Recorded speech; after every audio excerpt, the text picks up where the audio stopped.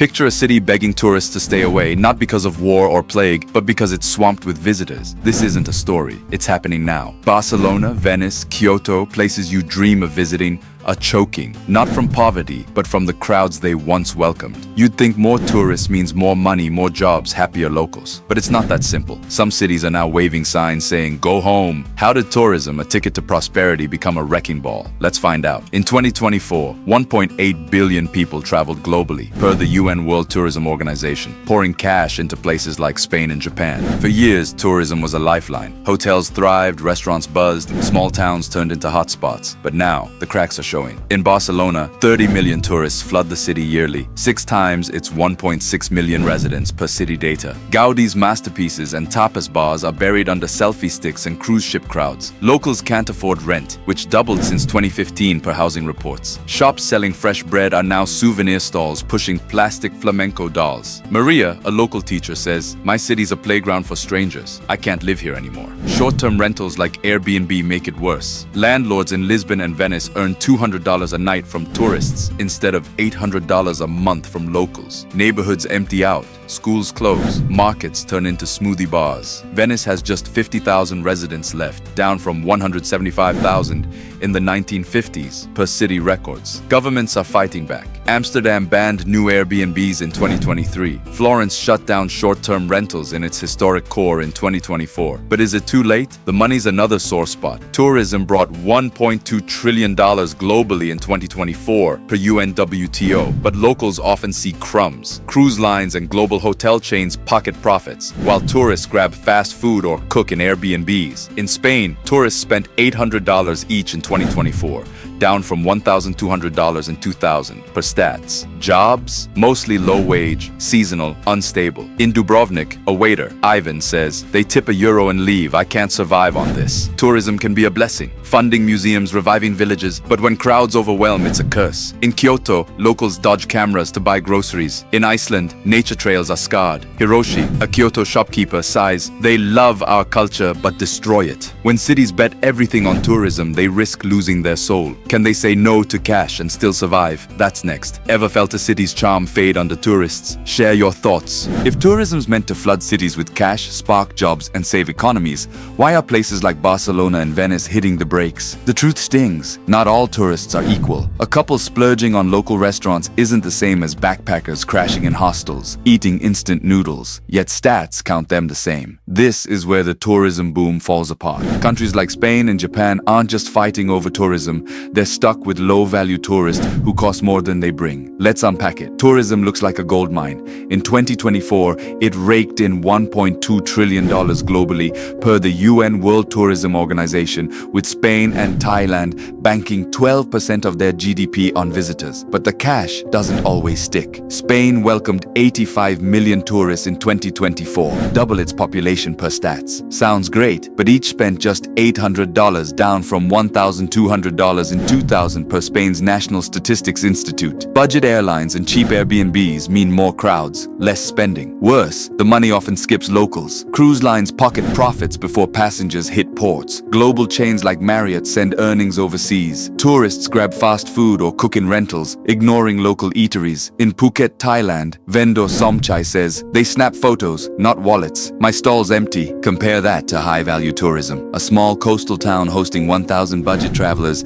at $40 a day gets $40,000. But 200 luxury travelers at $400 each? That's $80,000. Double the cash, less chaos. Costa Rica nails this. Its eco-lodges draw 3 million tourists yearly, earning $4 billion in 2024 per tourism stats. Visitors pay big for jungle tours and local guides, keeping money in communities. Guide Rosa says, "Our guests help our forests, not hurt them." But low-value tourism reshapes cities. In Athens, rents jumped 50% since 2018 per property reports, as Airbnbs took over. Locals like Eleni, a nurse, say, "My neighborhood's gone, it's all tourists." In Kyoto, geisha dodge selfie seekers, their traditions mocked. Geisha Maiko whispers, "We're not props." Some cities are rethinking tourism. Venice's $5 entry fee in 2024 cuts day trippers per city data. Bhutan's $100 daily fee keeps crowds small but revenue high. $50 million from 100,000 visitors per 2024 stats. These places want tourists who give back. not just take. But can big players like Spain pivot? Raising prices risks losing millions,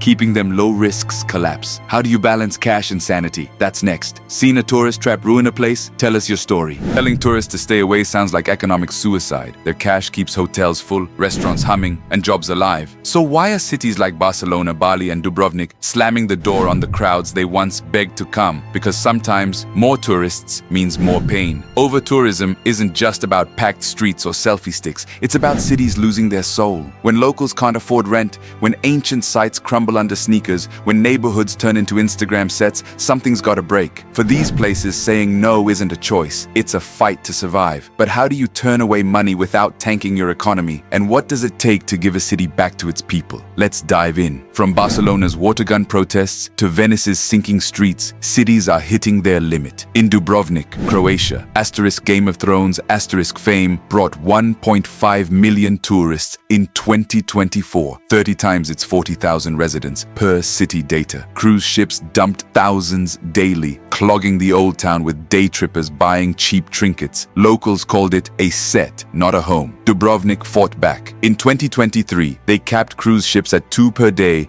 and banned tourist buses from the center. Cameras now track crowds, keeping the city livable. It's working. Fewer visitors, but they stay longer, spend more, and respect the place. Anna, a baker, says, "I hear my neighbors again, not just suitcases rolling." Halfway across the globe, Bali's drawing its own line. The island welcomed 7 million tourists in 2024, double its population per Indonesian stats. Beaches drowned in plastic. Temples became selfie studios. Rice fields sprouted hostels. Wayan, a rice farmer, says, "They love Bali but kill it." In 2024, Bali launched a $10 tourist tax to fund cleanup and preserve culture. They also deported visitors for stunts like posing naked at sacred sites. It's a clear message: come, but honor our home. Early data shows cleaner beaches and less strain, per local reports. Cities are also getting smarter, using tech to tame the chaos. Japan's leading the way. Kyoto's temples saw 50 million tourists in 2024, per Gento, leaving locals unable to ride buses or walk sacred paths. Now, AI apps like Kyoto's smart tourism tool guide visitors to quieter shrines or off-peak hours. Smart cameras monitor congestion at Fushimi Inari, redirecting crowds. In 2024, Kyoto cut overcrowding by 20% per city surveys. Aiko, a shrine keeper, says, "Our holy places feel holy again." Singapore's on board too, using real-time data to balance crowds at gardens by the bay, ensuring locals aren't pushed out. It's not just tech. Cities are filtering tourists to attract the right ones. Venice's $5, $10 entry fee, launched in 2024, cuts day trippers per city data. Machu Picchu limits visitors to 2,500 daily to save its ruins per Peruvian stats. Book ahead or stay home. Bhutan takes it further. Its $100, $200 daily fee kept 2024 visitors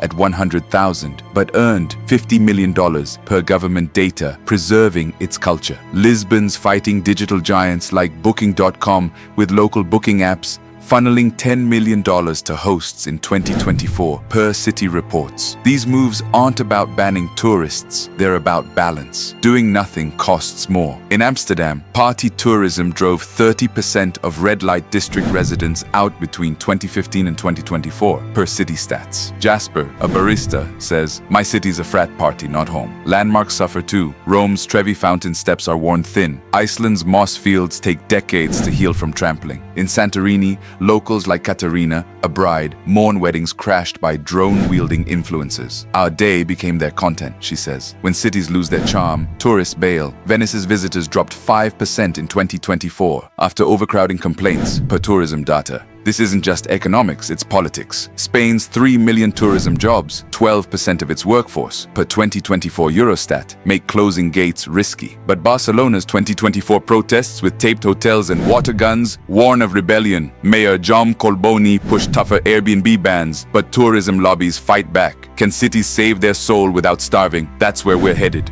Tourism's at a breaking point. Will it keep hollowing out cities, or can it connect travelers and locals? Barcelona's protests, Bali's trashed beaches, and Dubrovnik's crowd caps show over-tourism's damage and its fixes. Japan's smart tech, Costa Rica's eco-lodges, and Bhutan's bold fees point to hope. Who'll lead the future? Which places will thrive and which will fade? What's good tourism in a world needing meaning over chaos? Let's see what's next. Some places are already ahead. Bhutan's $100, $200 daily fee kept 2024 visitors at 100,000, but earned $50 million billion per government data, guarding its culture. Tenzin, a guide, says, our guests learn our ways, not just take photos. Bhutan proves less can bring more. Japan's adapting too. With 50 million tourists in 2024, per Janto, Kyoto was swamped. Now, apps guide visitors to rural Tohoku and teach etiquette. Bow, don't push. Yumi, a farmer, says, tourists plant rice with us now like friends. Japan's sharing its soul without losing it. Norway's fjords shine too. In 2024, 3 million tourists brought $2 billion per stats, with eco rules banning polluting cruise ships. Money stays local, boosting small businesses. Lars, a fisherman, says, our seas are clean and I can stay here. Norway's sustainability keeps its magic alive, but others are slipping. Venice's $5, $10 entry fee, started in 2024, isn't enough. Its 30 million yearly visitors, 60 times its 50,000 residents, drained its life. Locals dropped from 175,000 in the 1950s, per city records. Julia, a gondolier, says, we're a postcard, not a city. Visitors fell 5% in 2024 after overcrowding backlash, per tourism data. Lisbon's hurting. Airbnb's 20,000 listings in 2024, per Statista, spiked rents 40% per city reports. Locals protest, yelling, homes, not hotels. Miguel, a barista, says, I can't afford my city anymore. Lisbon's charm is at risk. The future's about fewer, richer tourists, $400 a day, not $40. Lisbon's local apps kept $10 million